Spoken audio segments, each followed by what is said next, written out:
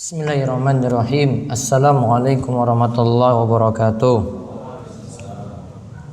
Alhamdulillahirabbil alamin, hamdan katsiran thayyiban mubarakan fih, kama yuhibbu rabbuna wa yardah. Wa asyhadu an la ilaha illallah wahdahu la syarikalah wa asyhadu anna Muhammadan abduhu wa rasuluh. Allahumma shalli ala nabiyyina Muhammadin wa ala alihi wa man tabi'ahum bi ihsanin ila yaumiddin. Allahumma inna nas'aluka ilman nafi'a wa rizqan thayyiba wa amalan mutaqabbala.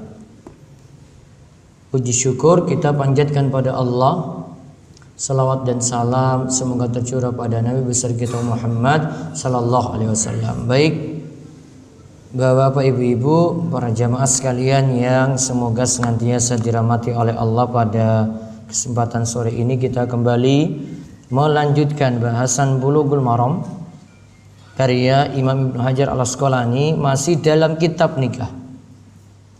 Pembahasan terakhir kita bahas tentang pergaulan suami istri sampai pada Nabi SAW menggilir istri-istrinya dengan sekali mandi. Sampai di situ ya. Sekarang kita masuk bab baru, as-shadaqah, tentang mahar.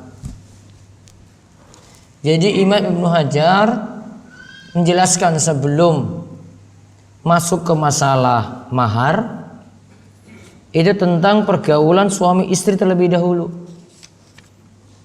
Ini sebenarnya urutan yang beliau tetapkan. Beliau ingin jelaskan kalau menikah itu ya tidak hanya memikirkan bagaimana akad nikah itu berlangsung, namun ilmu yang perlu dipelajari terlebih dahulu adalah bagaimana bergaul antara suami istri tadi, memenuhi nafkah, kemudian boleh enggak memukul, nasihat itu bagaimana gitu. Nah, terlebih dahulu itu diajarkan, baru kemudian masuk mahar, baru kemudian masuk walimah nikah. Menunjukkan kalau orang mau menikah ada persiapan yang lebih penting daripada persiapan resepsi dan akad nikah, yaitu persiapan untuk punya ilmu terlebih dahulu supaya ketika berumah tangga tahu cara bergaul yang benar, yang baik itu seperti apa. Baik, sekarang kita lihat tentang mahar. Bahasa Arabnya as-shadaqah.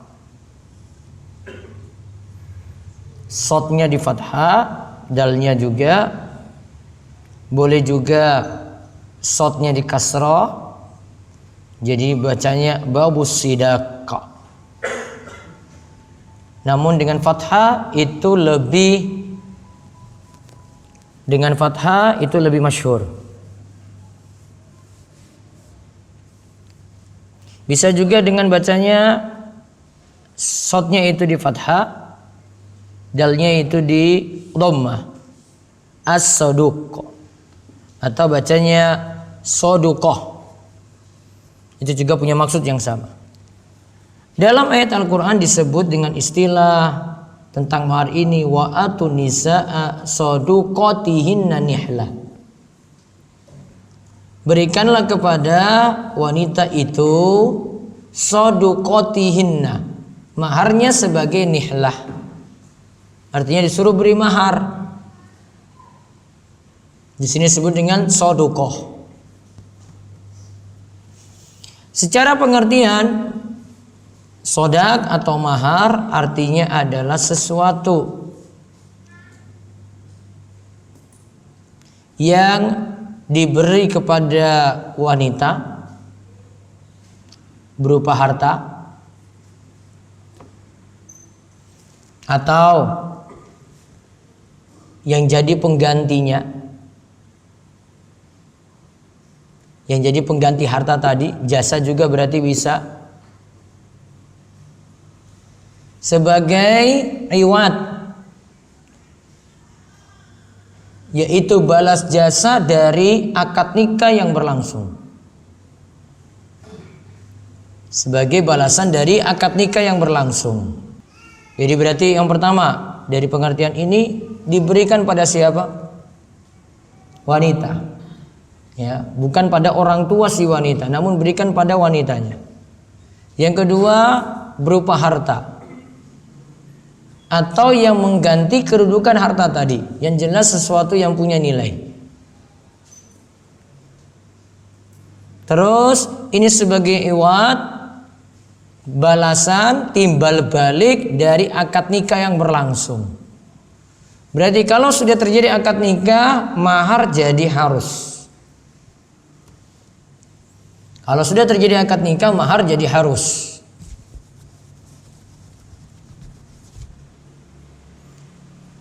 Dan nama lain dari sodak adalah tadi seperti disebut dalam An-Nisa ayat 4, nihlah. Bisa juga disebut mahron, mahar yang kita dalam bahasa kita. Jadi sudah kita temukan 3 nama. Ada as-sodak, terus yang kedua itu ada nihlah, terus yang ketiga itu ada mahar.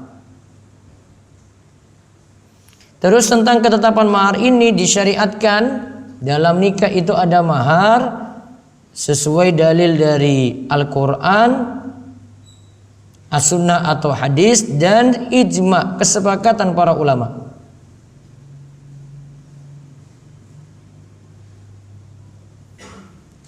Kalau ayatnya tadi diantaranya sudah kita sebut An-Nisa ayat 4, hadis-hadisnya ini yang kita bahas di Bulughul Maram ini.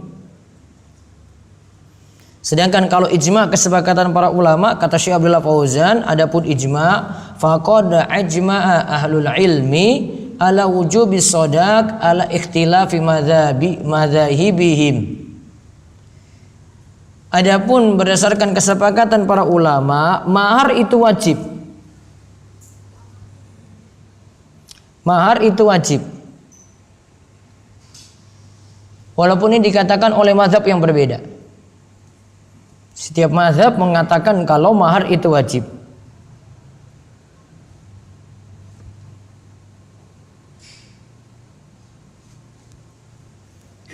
Sampai-sampai Imam Ibnu Abdul Bar katakan mahar itu wajib berdasarkan ijma. Beliau katakan demikian, ajma' ulama'ul muslimin annahu la yajuzu lahu wata'un fi nikahin bi ghairi shadakin musamma dainan au nakdan. Para ulama itu sepakat tidak boleh menyetubuhi istri ketika sudah dinikahi kemudian tidak ada mahar, baik maharnya itu dainan, utang, au nakdan, atau tunai. Berarti dari perkataan Imam Ibnu Abdul Bar, mahar itu bisa utang, bisa tunai. Jadi nggak usah khawatir, utang pun bisa, mas. Ya, tinggal disebut dalam akad. Yang penting disebut. Ya, yang penting disebut dalam akad. Seperangkat alat sholatnya tunai, uang 5 juta utang, nggak bisa. Nanti disebut musamma, disebutkan dalam akad.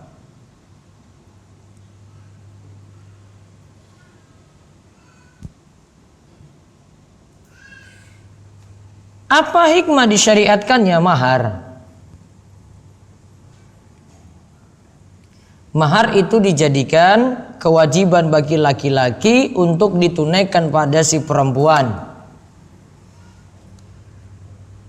sehingga masalah kemaluan baru jadi halal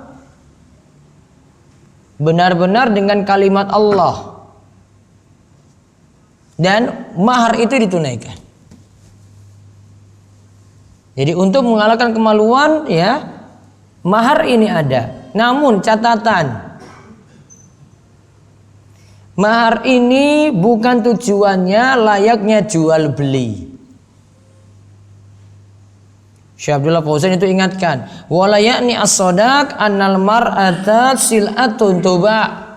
Ini bukan berarti dengan adanya mahar ini perempuan itu layaknya barang dagangan.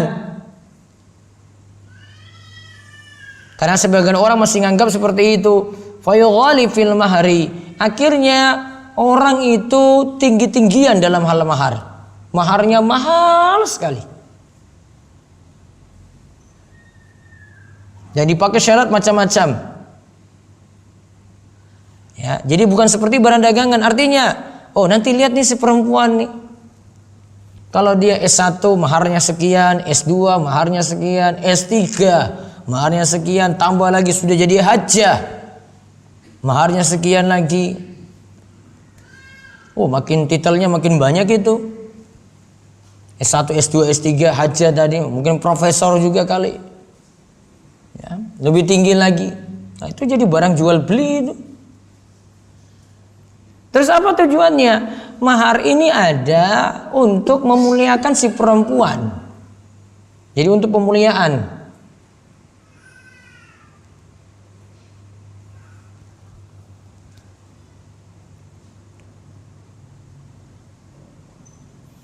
Dan kalau dia dikasih mahar itu berupa perhiasan, misalnya emas, oh dia senang sekali. Senang dengan perhiasan tersebut.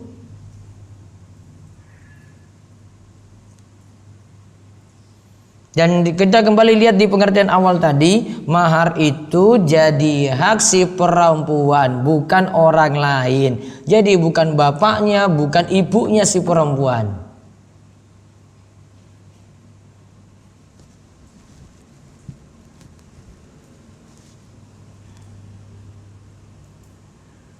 Nah kalau kata Syekh Abdullah Fauzan, kalau di sebagian pernikahan itu mahar itu jadi kebanggaan bagi si mertua gitu. Kalau maharnya itu sekian, begitu mahalnya, wah jadi ketika walimah nikah, ketika pesta nikah, wah disebut-sebut itu. Insya Allah maharnya itu luar biasa sekali. Nah, jadi mahar sekali lagi yang tadi ditekankan ini bukan seperti membeli barang dagangan, namun untuk memuliakan si perempuan. Nah itu seputar pengertian mahar, hukumnya, ya, dan apa itu hikmahnya ada mahar tadi. Nah sekarang kita lihat beberapa bentuk mahar yang ada di masa silam, yang terjadi di masa sahabat. Kita lihat hadis yang pertama dari Anas bin Malik, hadis 1063 di penomoran buku saya. Dari Nabi SAW, annahu a'taqa Safiyata wa ja'ala itqaha sadaqaha, muttafaqun alaih. Dari Anas bin Malik, dari Nabi SAW, bahwasanya beliau itu memerdekakan Safiyah binti Huyai dan menjadikan merdekanya Safiyah ini sebagai maharnya, sebagai mas kawinnya.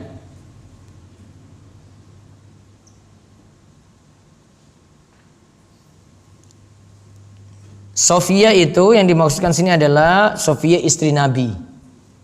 Namanya adalah Safiyah binti Huyai bin Akhtab.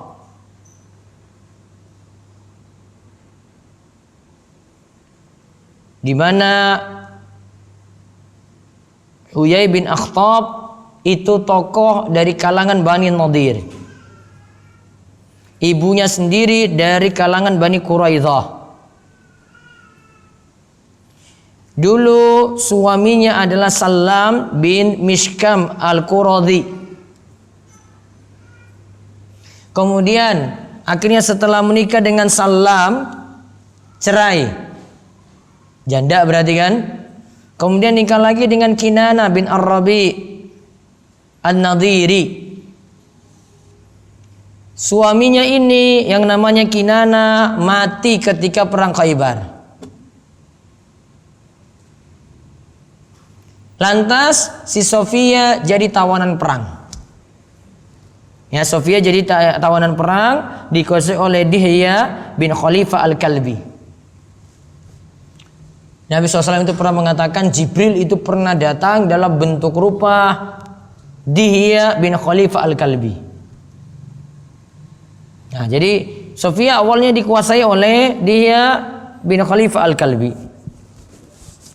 Maka ada seorang yang datang kepada Nabi SAW kemudian mengatakan, ya, bahwasanya si Safiyah ini lagi jadi tawanan. Kemudian Nabi SAW itu ngambil Sofia dari si Dihya dengan bayar upah tertentu, bayar bayaran tertentu. Kemudian menawarkan kepada Sofia untuk masuk Islam, maka dia itu masuk Islam. Kemudian memilih Sofia untuk dinikahi.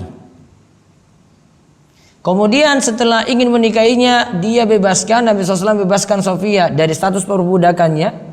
Kemudian status perbudakannya ini setelah bebas, merdekanya ini dijadikan sebagai mahar. Namun sebelumnya Sofia perlu diketahui, bapaknya Huyai dan suaminya tadi yang kedua namanya Kinanah. Dua ini mati gara-gara perang bersama Nabi SAW.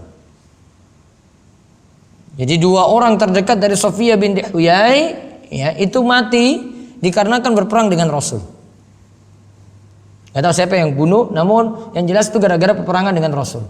Yang satu tadi si suaminya Kinana, suami keduanya, ya, itu mati ketika perang Khaybar. Maka awalnya Sofia binti Huyai punya rasa benci banget kepada Nabi SAW. Sofia binti Huyai itu benci sekali dengan Nabi. Karena apa? Kenapa dia benci? Ayah dan suaminya yang kedua itu mati karena berperang dengan Rasul Sallallahu Alaihi Wasallam. Maka ketika itu Sofia itu mengatakan bahwasanya yang paling aku benci di muka bumi ini adalah Rasulullah Sallallahu Alaihi Wasallam. Itu yang paling dia benci. Kemudian ketika itu Nabi SAW memberikan keterangan kepada Sofia. Nabi katakan kepada Sofia ketika itu, sebenarnya masalah saya itu dengan mereka itu seperti ini. Jadi Nabi SAW mengumumkan alasan kepada Sofia. Saya itu dengan mereka itu dulu itu perang tuh lantaran ini. Kemudian setelah itu Sofia nerima. Lantas dia mau dinikahi oleh Nabi SAW. Maka ketika sudah menikah dengan Nabi, beliau katakan, Sofia katakan, "Famakumtu min maq'adi wa minan nasi ahadun ahabbu ilayya min Rasulillahi sallallahu alaihi wasallam." Sejak aku berdiri, tidakkah aku berdiri dari tempat dudukku saat ini hingga aku menyatakan bahwa saat ini yang paling aku cintai adalah Rasulullah sallallahu alaihi wasallam. Itu buktinya kalau Sofia sangat-sangat cinta pada Nabi. Padahal sebelumnya gimana? Benci. Maka yang namanya hati itu bisa berubah. Yang dulu itu benci banget, ternyata ketika sudah selesai kuliah, jadi jodoh. Padahal dulu satu sekolahan, wah pokoknya dia itu saya paling benci sekali. Ternyata pas besar ketemu, jatuh cinta, nikah. Ada kan kayak gitu kan? Ada. Ada yang sudah pacaran bertahun-tahun, putus, jadi benci banget. Dulu cinta banget, akhirnya jadi benci banget. Pacarannya 15 tahun, mungkin dari kelas 6 SD lah mungkin ya. Dia 15 tahun gitu, pertahankan. Kemudian putus, ya. Akhirnya itu jadi orang paling dibenci. Wah, hati itu Allah bisa ubah-ubah. Maka kalau kaidah yang perlu diperhatikan dari kisah ini apa? Kalau cinta pada seseorang itu jangan cinta-cinta banget. Kalau benci juga sama. Kalau benci juga jangan benci-benci banget. Kalau ternyata jadi jodoh gimana coba? Malu sendiri kan? Waduh, padahal dulu saya itu tukaran terus, bertengkar terus. Ternyata itu jadi jodoh saya. Jodoh nggak kemana. Teman satu kelas. Musuh dalam kelas, coba lihat. Kayak Sofia. Kemudian dinyatakan sebelumnya apa? Yang paling dia benci siapa?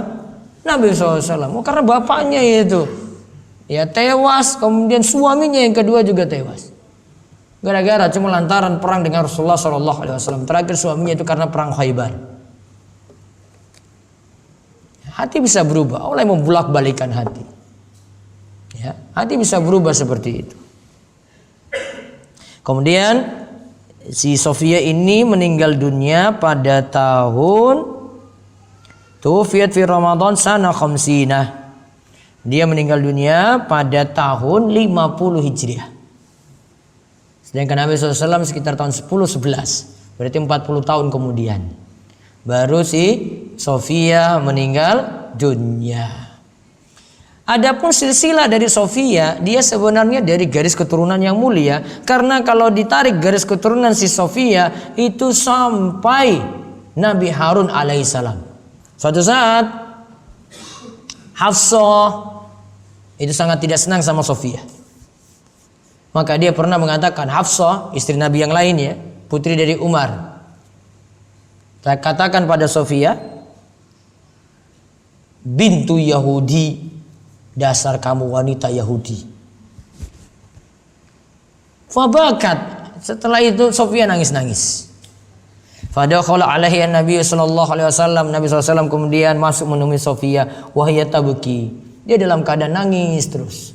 Gara-gara apa tadi? Hafsah itu bilang, coba kata-katanya itu menyakiti sekali. Dia bilang kepada si Sofia, dasar kamu wanita Yahudi. Kemudian Nabi tanya, mayub kiki, apa yang membuat kamu menangis? Sofia itu jawab, ya, qalat li Hafsah inni bintu Yahudi. Hafsah itu loh, wahai Rasulullah, masa bilang saya itu dasar kamu wanita Yahudi? Maka Nabi SAW itu katakan, innaka libnatun nabiyyin wa inna ammika la nabiyyun wa innaki la tahta nabiyyun fa fihim tafkharu alaiki. Sesungguhnya engkau, wahai Sofia, itu putri dari seorang nabi. Pamanmu juga demikian. Putri itu maksudnya garis keturunannya sampai Nabi Harun. Harun saudara dengan siapa? Musa. Ya, juga nabi. Sekarang kamu berada pada penguasaan, suamimu adalah nabi juga. Maka fafima tafkharu alaik, bukankah itu sudah jadi suatu kebanggaan? Nah, Nabi SAW hibur Sofia saat itu. Summa qal, kemudian Nabi SAW katakan kepada Hafsah, ittaqillaha ya Hafsah, wahai Hafsah, bertakwalah kepada Allah. Menunjukkan ketika itu Nabi SAW lagi terangkan silsilah keturunan dari si Sofia masih punya nasab yang mulia karena keturunan dari Nabi. Maka menunjukkan Sofia ini wanita yang mulia. Nah, maka ketika menikah, maharnya dengan dibebaskannya Sofia.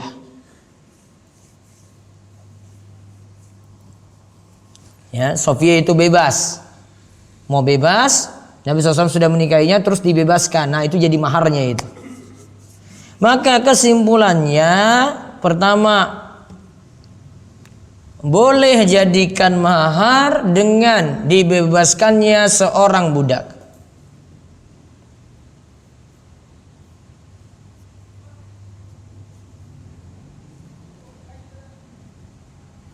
Maka kalau itu boleh, maka nikahnya berarti sah.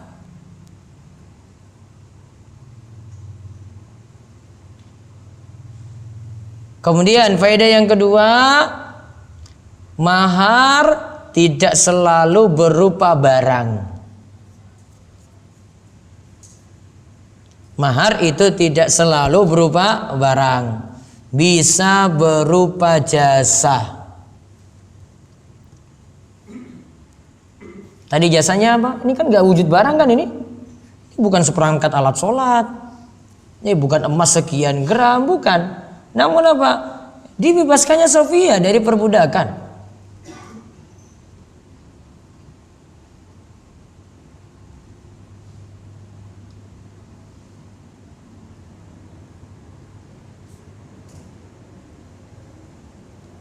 Kemudian hadis ini juga menunjukkan faedah seorang laki-laki yang memiliki budak wanita, dia boleh bebaskan dan menikahinya.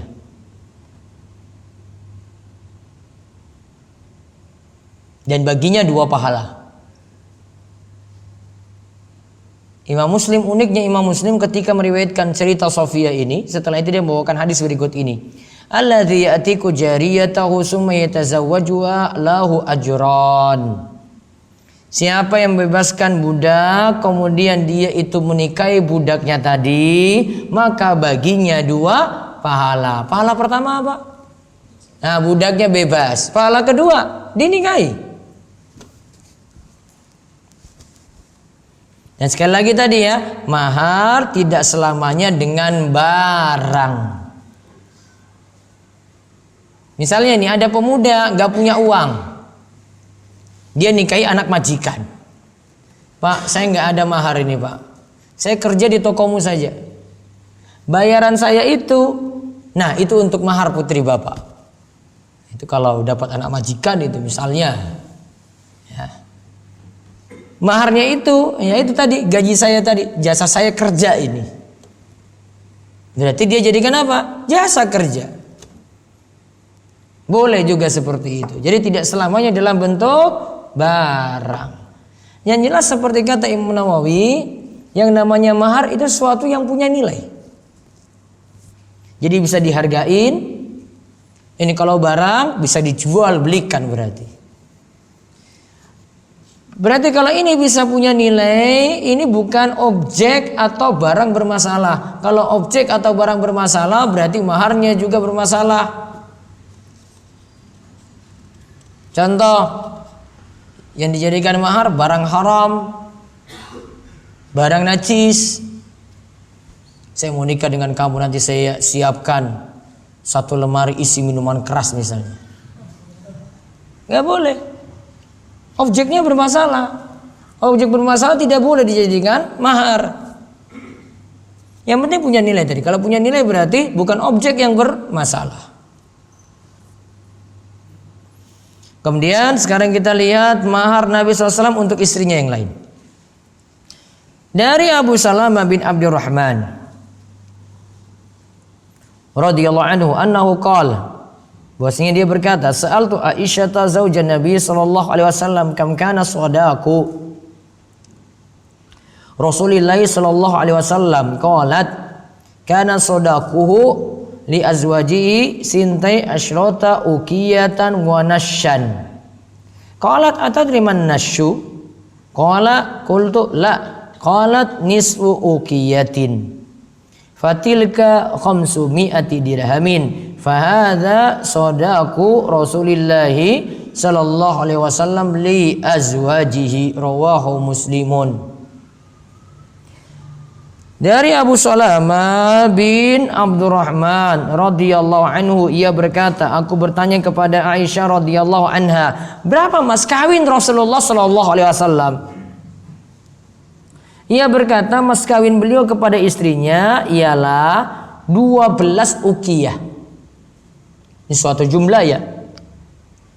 12 ukiyah dan nash. Nash ini juga suatu jumlah. Maka ia bertanya, tahukah engkau apa itu nash? Aku menjawab tidak. Maka Aisyah itu berkata, nash itu adalah setengah ukiyah. Berarti tadi kan Rasulullah SAW sebut 12 ukiyah plus nash. Nash tadi berapa?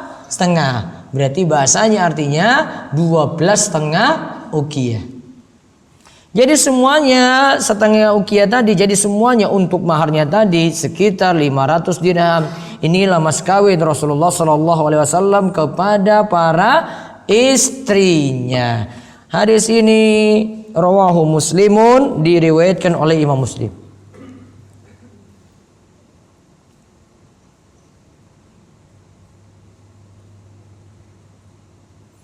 Nah, di sini Imam Muslim membawakan hadis ini dalam bahasan mahar, bolehnya mengajarkan Al-Quran sebagai mahar dan juga boleh berupa cincin besi.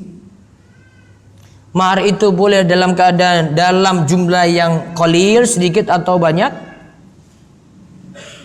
dan boleh atau dianjurkan jumlah mahar tadi 500 dirham, 500 dirham. Ya, maharnya itu bisa 500 dirham. Nah, sekarang kita lihat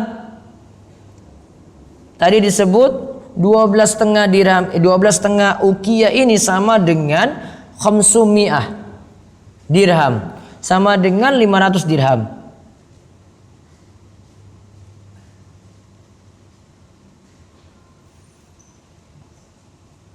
Itu tinggal dikalikan Tadi kan disebutkan 12,5 ya.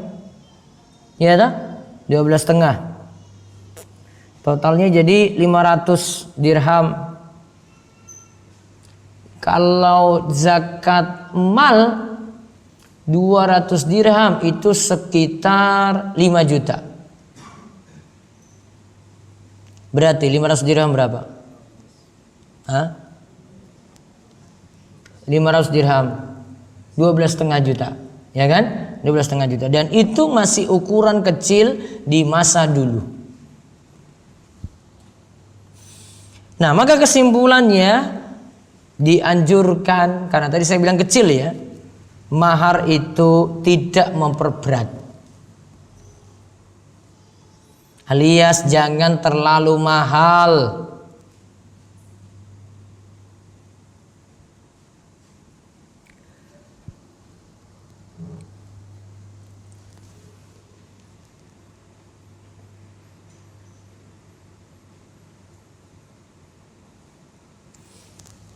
Kata Imam Syafi'i sama dalam pembahasan hadis ini,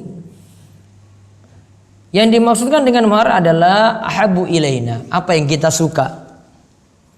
Wa astahibbu alla yazida fil mahri ala ma asdaqa Rasulullah sallallahu alaihi wasallam bi nisa'ahu wa banatahu wa dzalika 500 dirham. Kata Imam Syafi'i, dianjurkan mahar itu tidak lebih dari mahar yang dikasih Rasulullah sallallahu alaihi wasallam pada istri atau pada anaknya.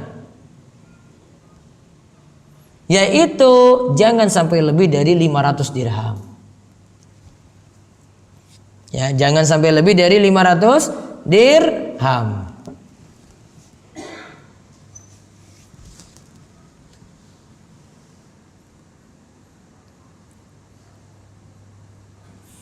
Kemudian faedah yang berikutnya juga,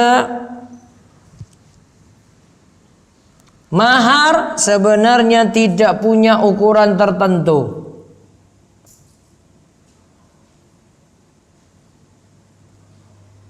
Ya, mahar itu tidak ada ukuran tertentu. Namun ingat, kalau di masyarakat sudah nganggap itu berlebihan dalam mahar, maka syariat nganggap itu israf, juga berlebihan, sehingga dilarang. Jadi pakai standarnya standar masyarakat. Kok mahar misalnya ya, mahar nih dikasih 1 mobil. Ya, kalau umumnya masyarakat kita itu nganggap, wah itu sudah terlalu mahal sekali itu. Apa-apaan mahar kayak gitu. Maka syariat nganggap itu israf, alias boros. Itu sudah berlebih. Maka nanti lihat kembali kepada anggapan orang-orang ketika itu. Nah, di sini Syekh Abdullah Fauzan ketika bahas hadis ini, beliau singgung tentang mahar yang terlalu tinggi, dikarenakan di kerajaan Saudi Arabia maharnya luar biasa tingginya, sehingga orang-orang itu nikahnya itu lama sekali. Baru 30-an, usia 30-an itu baru nikah. Dan banyak perawan tua di Saudi Arabia, dikarenakan untuk dinikahi orang tua meminta mahar tinggi. Banyak di Saudi Arabia seperti itu. Maka ketika jelaskan di sini beliau tekankan, ini nih loh akibatnya tuh kayak gini tuh jadinya. Karena mahar yang terlalu tinggi. Maka urgen sekali kalau untuk orang Saudi ya bahas masalah ini. Mereka butuh takhfifus shadaq, yaitu mahar itu diperingan, dipermudah, tidak terlalu mahal. Wallahu a'lam bishawab. Itu yang kita bahas untuk kesempatan malam hari ini. Semoga jika ada yang bertanya bisa lewat share kertas. Saya sengaja rampungkan sebelum azan isya biar nggak terlalu malam. Baik, pertanyaan, Ustadz, apakah seorang suami itu kalau sudah memenuhi kewajiban memberi nafkah kepada keluarga, masih wajib memberi nafkah khusus kepada istri untuk kepentingan istri sendiri. Iya. Nafkah keluarga berarti dia beri untuk kebutuhan sehari-hari bagi istri, juga bagi anak-anak. Ya, itu kebutuhan sehari-hari loh itu. Sedangkan kebutuhan yang lainnya masih ada kebutuhan istri yang lain. Apa Pak? Kebutuhan istri yang lain apa?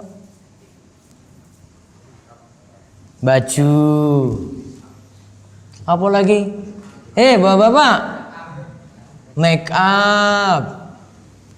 Ya, mobil mahal itu dipolesnya juga makin mahal loh itu. Nggak ada itu mobil mahal itu polesnya murah-murah saja, ya rusak gitu. Maka kadang ini yang muda-muda ini mau nikah itu milih yang ya polesannya itu mobil mahal dia, namun modalnya pas-pasan. Dikira punya mobil mahal itu enggak, ini servisnya enggak mahal juga. Ya, sama dengan si perempuan juga kayak gitu. Make upnya luar biasa itu. Ya, bajumu itu enggak ada kelasnya dibanding make upnya itu. Jadi mikir-mikir, mau cari biasa-biasa saja gitu loh. Ya, mahal nantinya. Jadi ada kebutuhan yang lainnya yang masih dipenuhi. Bukan hanya kebutuhan makan, anak sekolah, masih ada kebutuhan istri lagi yang lainnya yang mesti dipenuhi suami. Namun nanti lihat keadaan masing-masing, kemampuannya bagaimana. Liyunfiq dzu sa'ati min sa'ati wa man qudira 'alaihi rizquhu falyunfiq mimma ataahu Allah. Allah katakan, hendaklah yang punya kelebihan, kelapangan rizki, dia beri sesuai dengan kelapangannya. Namun yang wa man qudira alaihi rizquhu, yang rizkinya pas-pasan, falyunfiq mimma ataahallah, berilah juga nafkah sesuai kemampuannya. Berarti ada dua keadaan suami itu, ada yang lapang rizkinya alias gajinya besar, ada yang sempit rizkinya alias apa? Gajinya kecil. Maka besar nafkah bagaimana? Tergantung keadaan suami. Terus istri tugasnya gimana? Nerimo. Ya, keadaannya apa istri? Nerimo. Dia nggak bisa paksakan suami, Mas kamu harus beli ini nih listnya ini tiap bulan kayak gini. Sudah ada list kulkas, sudah ada list dispenser, wah mahal-mahal semua keluar nih. Baju gamis 400.000, ini sekian, tas untuk jalan-jalan itu sekian, wah macam-macam. Lihat keadaan dompetnya bagaimana. Yang punya kelapangan kasih rezeki lebih, yang pas-pasannya sudah terima apa adanya. Gak bisa dipaksakan ketika itu. Jadi nanti kembali juga kepada kemampuan suami. Wallahu a'lam. Ustadz, apakah boleh atau bukan termasuk bid'ah semisal kita menghias masjid ketika Ramadan, seperti membuat banner atau tema Ramadan? Boleh saja, tidak ada masalah. Apalagi ada nasihat-nasihat penting kaitannya dengan puasa, kaitannya dengan sholat berjamaah, kaitannya dengan penting menjaga sholat gitu. Mumpung momen Ramadan itu orang pada mulai sadar-sadar. Ya, dipasang banner, dipasang apa gitu. Apa boleh mahar bisa dengan bacaan ayat-ayat Al-Quran? Dulu pernah saya jelaskan hadis yang Nabi SAW suruh seorang laki-laki untuk cari mahar sampai dia tidak dapatkan apapun. Cincin besi pun nggak bisa, sampai akhirnya dia sarankan pada Rasulullah saya punya sarung, ini bisa dijadikan mahar. Nah masalahnya kalau ini dijadikan mahar, separuh untuk istrinya, separuh untuk dia. Saking kerenya pingin tetap nikah. Kemudian ketika itu Nabi SAW tanya sama dia, kamu punya hafalan apa? Saya punya hafalan surat ini dan surat itu. Dan ketika itu di dalam riwayat yang lain, walaupun riwayatnya dhaif, dia sebutkan saya punya hafalan surat Al-Baqarah, Ali Imran, An-Nisa. Ya, ini bukan hafalannya Qul wallahu ahad, Qul a'udzu birabbil falaq, bukan Qul a'udzu birabbin nas. Namun Al-Baqarah, Ali Imran, An-Nisa. Ini bukan kaleng-kaleng ini. Ya. Terus ketika itu Rasulullah SAW katakan silakan itu jadikan mahar dengan kamu mengajarkan bacaan Al-Quran tadi yang kamu hafal berarti. Nah, para ulama simpulkan yang tepat ini dijadikan mahar, bacaan Al-Quran ini dijadikan mahar dalam bentuk pengajaran. Dalam bentuk pengajaran itu yang tepat, bukan dalam bentuk hafalan. Ya, bukan dalam bentuk hafalan. Karena ini juga lebih tepat karena tujuan mahar itu untuk dapatkan sesuatu yang punya nilai. Sehingga ketika suatu waktu nanti digugat, dia bisa gugat tadi dengan harta gitu. Ya, bukan dengan minta hafalannya tadi gitu. Ada sesuatu yang bisa dia gugat saat itu. Maka yang tepat bukan hanya sekedar bacaan namun pengajaran Al-Quran. Apa boleh mahar ketika sudah suami istri dijual untuk memenuhi kebutuhan ekonomi atau keuangan? Boleh, asalkan tadi dengan izin siapa? Istri, kan istri yang punya. Pernah menemui ketika di masjid belum ada jamaah, sudah menunggu agak lama belum ada jamaah juga, lalu saya memutuskan sholat sendiri. Kemudian sudah dapat 1 rakaat, jamaah baru datang. Apakah boleh membatalkan sholat wajib tersebut kemudian sholat berjamaah agar mendapatkan pahala berjamaah? Bisa, dia batalkan karena mungkin keadaannya yang tidak tahu saat itu uzur baginya dan bisa batalkan. Kita Bulughul Maram dan Umdatul Ahkam yang Ustadz punya syarahnya siapa? Saya pakai dua-duanya syarah Syekh Abdullah Al-Fauzan. Di Umdatul Ahkam itu Awradul Afham itu ada 4 jilid. Kemudian yang Bulughul Maram itu Minha Al-Alam ada 10 jilid. Kalau Minha Al-Alam bisa cari di internet, downloadannya ada 10 jilid tadi. Kalau Awradul Afham, Allahu a'lam, saya belum menemukan di internet. Saya punya kitab aslinya saja. Suami istri bertengkar dan belum ada solusi. Malam harinya istri karena masih marah tidur di kamar lain, tidak satu ranjang dengan suaminya. Apakah tindakan istri dengan tidur di kamar lain tersebut juga dilaknat oleh malaikat seperti hadis istri menolak ajakan jima suaminya? Ini perlu ditelusuri dulu, ini sebabnya karena apa? Kalau itu kesalahan suami, bisa jadi istri mendiamkan suami asalkan dengan alasan yang benar. Namun ya, kalau ini sebabnya itu bukan urgen seperti ada kepentingan di dalamnya, ini tidak terlalu masalah. Ya, maka istri bisa jadi kena laknat oleh malaikat sampai datang subuh. Ya, sampai datang subuh. Jadi dilihat masalahnya ini apa dulu. Kalau ini masalah yang nuntut supaya istri memboikot suami karena suaminya yang salah, bisa seperti itu. Namun kalau tidak seperti itu, masalahnya tidak terlalu besar, maka tetap dia harus satu kamar dengan suaminya. Saya kemarin membeli kitab Bulughul Maram dari penerbit suatu penerbit. Ada perbedaan penomoran hadis. Bagaimana dengan hal tersebut? Iya, Bulughul Maram tidak ada penomoran yang standar. Namun biasanya kalau saya pakai penomorannya dari Syekh Abdullah Fauzan karena dia telusuri dengan beri catatan, tahqiq, komentar, kemudian ada takhrijnya. Penomorannya lebih bagus daripada yang buku-buku terjemahan. Maka seperti saya bahas di Al-Aman, penomoran hadisnya itu dari kitab Minha Al-Alam karya Syekh Abdullah Al-Fauzan. Bagaimana cara membuang harta hasil transaksi riba atau harta riba? Apakah boleh untuk membayar bunga dari utang bank? Karena saya masih punya sisa utang lama yang ada bunganya. Yang jelas aturan untuk bunga tadi atau riba tidak boleh digunakan untuk dua tujuan. Yang pertama, untuk kepentingan pribadi tidak boleh. Kemudian yang kedua, untuk bangun masjid tidak boleh. Dua ya. Yang pertama apa? Untuk kepentingan pribadi tidak boleh. Yang kedua, untuk bangun masjid. Kalau itu utang pribadi, maka tidak boleh bayar pakai bunga dari tabungan yang lain untuk nutupi bunga ini. Tidak dibolehkan. Maka cari yang lainnya. Walaupun di sini ya dia mau bayar bunga, pokoknya dia tutupi dengan yang lainnya. Resiko dia pinjam uang dengan bunga berbunga tadi, maka dia harus tutup juga dengan yang lainnya, namun bukan dari bunga untuk nutupi utang tadi. Wallahu a'lam. Itu yang kita bahas pada malam hari ini. Insyaallah kita ketemu lagi pada pekan depan dengan bahasan Umdatul Ahkam. Demikian mungkin manfaat dan Allah memberikan kita taufik dan hidayah. Mudah-mudahan terus ditambahkan ilmu dan diberi taufik untuk beramal soleh.